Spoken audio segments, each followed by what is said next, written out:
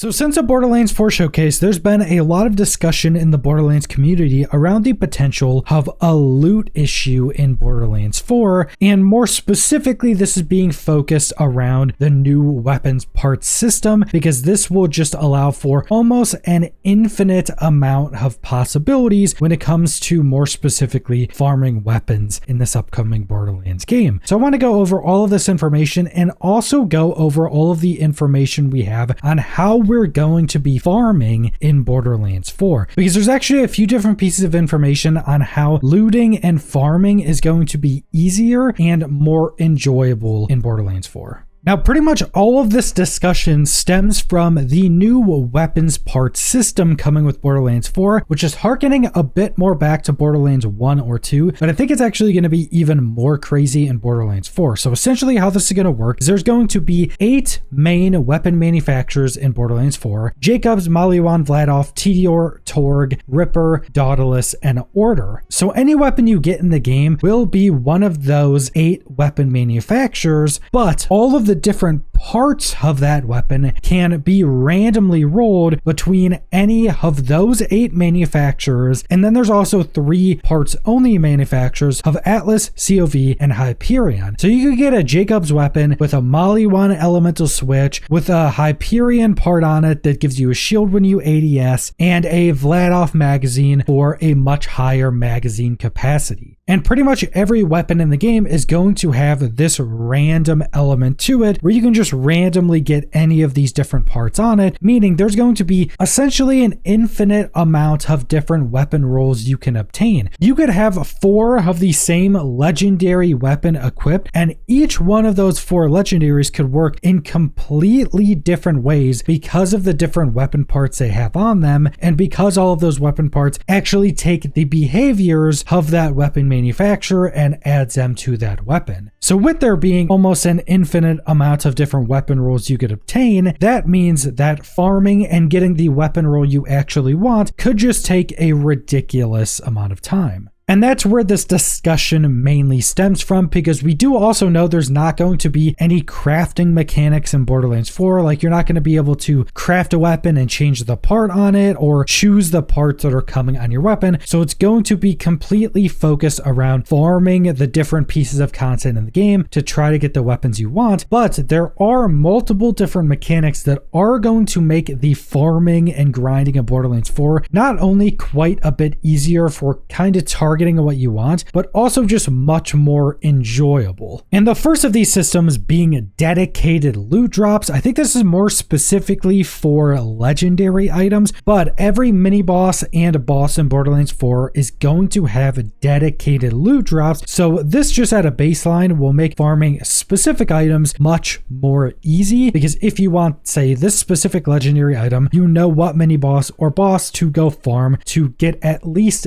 that item as a baseline roll. Even though that item will still have all of these random rolled elements to it, you know where to go farm that item specifically. But on top of that, there are also going to be a bunch of different pieces of content in Borderlands 4, of which we know about basically 0 of them. But all of these different pieces of content in Borderlands 4 are all seemingly going to be targetable for different pieces of loot you're trying to get. Because one of the developers was actually asked about this on Twitter, and they gave a response. And this is from Grant, who's the associate creative director at Gearbox. He was also one of the developers at the PAX East panel, where we got a bunch of additional information. But he was asked, are there going to be more farming systems other than dedicated drops and pure world drops? The bunny systems from Wonderlands was amazing, and it'd be a shame to see it thrown away. The bunny system in Wonderlands was at the end of their endgame runs. There were different bunnies that had like an assault rifle on one, or a class mod on one, or a shield on one, and you would use resources you got through that run to use on one of those things where you could more target farm different pieces of loot you wanted. And his answer is that there are going to be systems that encourage players to try all sorts of content in the game. We want to provide targeted ways of acquiring specific gear, but also just make playing the game in general have a rewarding experience that hopefully doesn't feel like chores. So essentially what he's saying here is that different pieces of content throughout the game is going to just allow you to target target more specific gear throughout the game. Now, we don't know if this is going to mean like some horde mode of the end game is going to specifically be for like class mods, or if this other piece of content is specifically going to be for shield. We don't know how these systems are specifically going to be used for targeting these specific pieces of gear, but this is going to be a system in Borderlands 4. So you're not only going to have dedicated drops for like specific legendary items from bosses, but different pieces of content throughout the game is going to be used for targeting other specific types of gear. So there's going to be multiple different elements and systems in Borderlands 4 that at least allows you to in some way target the gear you're trying to go for. But Graham was also asked another question that gives us a bit of a glimpse that build crafting in Borderlands 4 may also play more of a role in how you're going about farming in Borderlands 4 instead of just specifically be for like farming bosses. And he was essentially just being asked about like build diversity and customization going into Borderlands 4, and he says that this was the #1 goal across the combat teams. There is a lot more freedom of expression, not just with gear and skills, but with movement and speed too. Speed world farming will become a viable build for those that don't want to just farm bosses.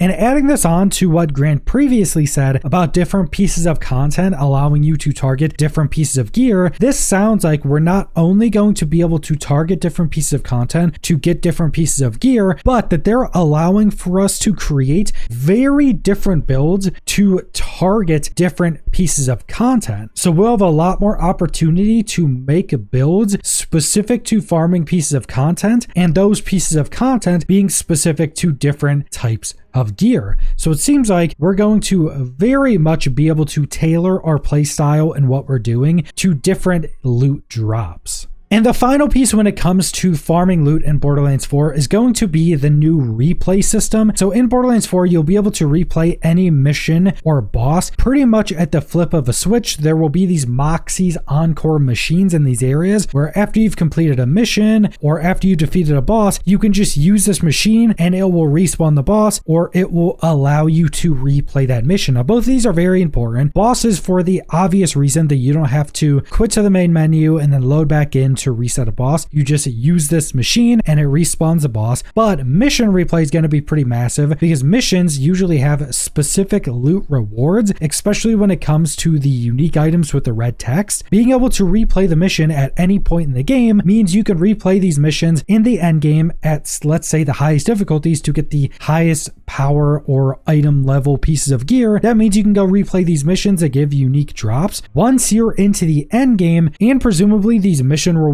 items will also have the weapons part system, so you'll just be able to replay those to say go for this unique item to constantly get random rolls of it, which will just help you more target farm the gear you're actually looking for. So while Borderlands 4 I think is still going to have one of the longest farms in the entirety of the franchise, if you're looking for a very specific loot roll, I think they're doing a lot of things to make this farm not as long as you would normally think, but to also just make the farming and grinding in the game the most enjoyable and easy it's been in any of the Borderlands games. And I say easy in terms of just being able to play the game instead of needing to mess with files to replay missions to get rolls of mission rewards, or needing to load back to the main menu and then load back into the game to reset bosses. Everything is going to be more streamlined, so you can just stay in the game playing the actual game instead of needing to do these kind of weird workarounds to farm how you want to actually farm. So I don't think this is going to be near as big of an issue as people think, but this is still a loot focused grindy game. You're still going to need to grind and farm to try to get those ultra rare weapon rolls you're wanting. But that's all I want to go over, so thanks for watching.